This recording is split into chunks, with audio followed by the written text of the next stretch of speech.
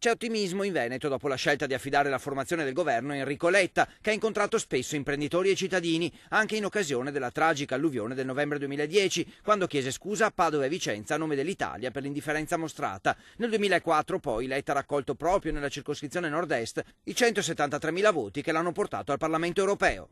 Che è una fra le voci più interessanti del giovane riformismo italiano orientato a sinistra, ha maturato esperienze importanti a capo dell'AREL, come coordinatore dell'Aspen, cioè a quel tratto insieme nostrano e internazionale, quella sensibilità economica e quell'attenzione sociale che ne fanno un bel mix per guidare un governo.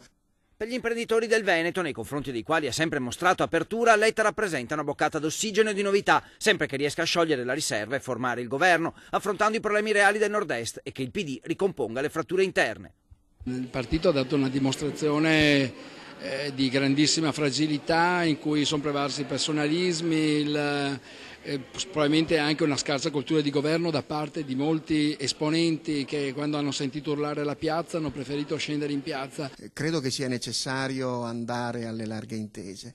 La scelta di Letta piuttosto che di Amato sottolinea le larghe intese piuttosto che non il governo del Presidente. Io spero che la politicità di questo governo eviti di commettere gli errori nei quali è sdrucciolato il governo Monti.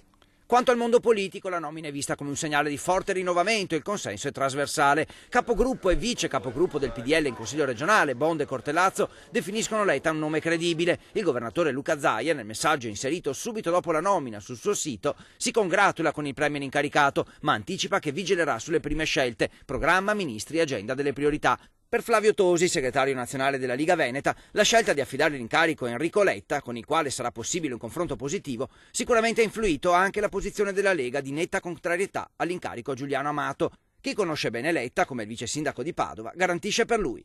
È una persona anche molto affettuosa, ha un grande senso dell'amicizia, che di questi tempi non è poca cosa.